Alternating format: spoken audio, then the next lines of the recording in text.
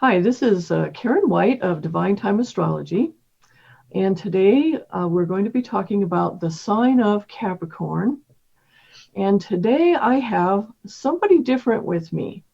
Nishi Pandit was not able to do this video with me this time, so I asked Channing Ayers of channingayrsastrology.com.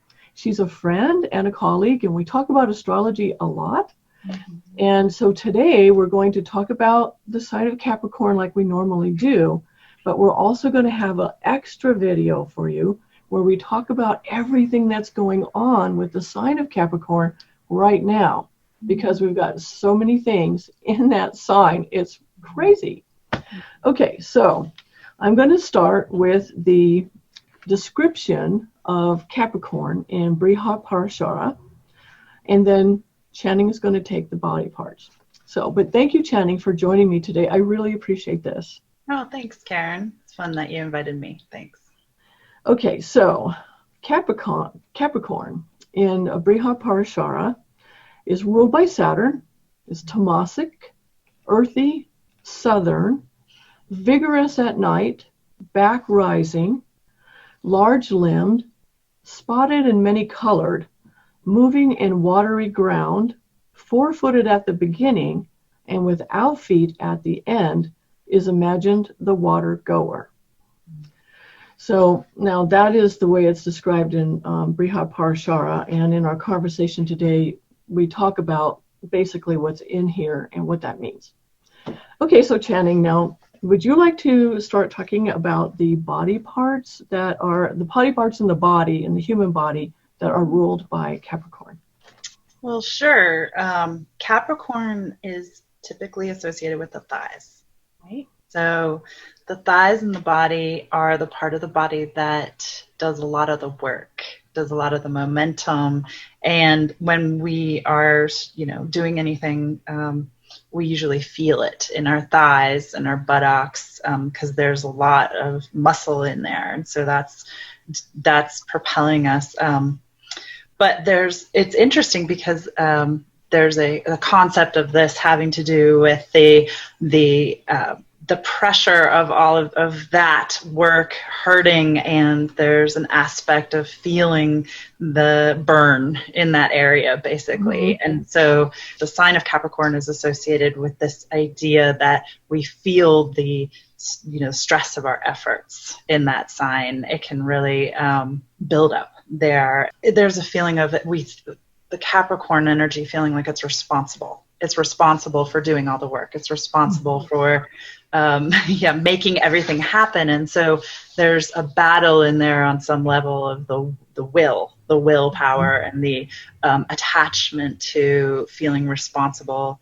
So that also, on the other end, is about the karma yogi who renunciates their action as, they're letting go of the outcome of the efforts of their actions. And so that's the kind of how we associate that body part. So it literally is the thighs, and then metaphorically is the thighs and the aspect of our willpower and our being able to push ourselves. Right, and then remembering that we're not the doer, which is probably the hardest thing for Capricorn to do. I have Capricorn rising, and you have my ascendant Lord. Your ascendant Lord in Capricorn. So this is why we're going to be talking about Capricorn. It's kind of perfect how we ended up talking about this together, right? Yeah, it's such an interesting so it's rather significant. Okay, so now the next thing is the movable sign. Capricorn is one of the signs that begins a season, and it begins the winter season, and which it just a couple of days ago we had the winter solstice. So because it's movable sign or cardinal sign, it's action centered, and it creates movement.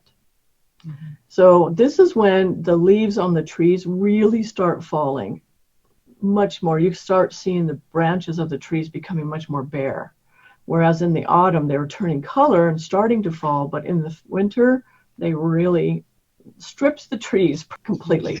Because it's a movable sign, is creative and pioneering. Again, it starts a season. And though there's a lack of consistency, which is the same for all of the movable signs that begin each of the seasons. Their job is to start it, but then the fixed sign takes over the season to maintain it. Then Capricorn brings about change as a result of new responsibilities and duties. Okay, so would you like to take the gender of it? Yeah, Capricorn's female. So kind of like you were talking about with the leaves on the trees, there's an aspect of the feminine signs that go internal. And they're processing more through receiving and through noticing how they react to things, and noticing it's not as much of an external based action sign, it's an internal based. So it has a lot to do with being inspired towards security, feeling materially secure, being the earth sign, feminine sign. Yep. Yeah. Earth, definitely. Earth is always seems to be concerned with material security. It is. Which makes sense. How it manifests. And then the quality of the female signs is gentle. And so Capricorn is actually a gentle sign. It's more relaxed, and being and enjoying is more important than getting things done, which sounds really contradictory because Capricorn is also ruled by Saturn and therefore believes in doing its duty. And so therefore work and its duty is important to it. But nevertheless, it is a gentle feminine sign. And so now what that means is if you have planets in your chart, like say it's the cruel planets, or a gentle planet with a cruel planet in the sign of Capricorn, it means that you're more likely to hold on to that pain and misery that you feel inside of yourself rather than inflicting other people with it, like the masculine signs are more tend to do. Now, Capricorn itself would rather take it easy if only it could disengage from its responsibilities. So if feeling responsible for everything, like Channing said, it tends to work too much. So now, the Pitaka Vata. Yeah. Well, Capricorn's interesting. It has all three. It has the fire, the water, the air coming together. So it's the crocodile. It's going down. The earth-based sign. It's going into the water. So it has a lot of Pitta, Kapha, and Vata. It's a mix of all three of those. The Pitta energy helps it move to get its needs met, fulfill its responsibilities. The Kapha of the Capricorn is sort of the grip of the crocodile's jaws, the stagnation and and then the Vata has to do with the movable aspect of it, the ability to change as priorities arise and move through things. So it has a lot of all of these aspects in there. I do tend to associate disturbances in Capricorn with the more Kapha energy. It's kind of stagnant and holding on to, and not, like the way a pool of water, swampy water stagnating. So there's an aspect of that in there. We've been talking about a crocodile here, and probably people, if you're listening to this, you're probably wondering what the heck we're talking about. Because in Western astrology, Capricorn is represented by a sea goat, which is half like fish and half goat. But in Vedic astrology, Capricorn is represented by a crocodile. So, which is very different. And what's interesting about that is that the crocodile, over the millennia, is an animal that has not evolved very much because it hasn't needed to. It's kind of perfect the way it is. It's really good at survival. It's anything Saturn ruled is pretty much really good at survival. And so that's why it's represented by the crocodile in Vedic astrology. I know maybe I should mention that before we go much further. Yeah.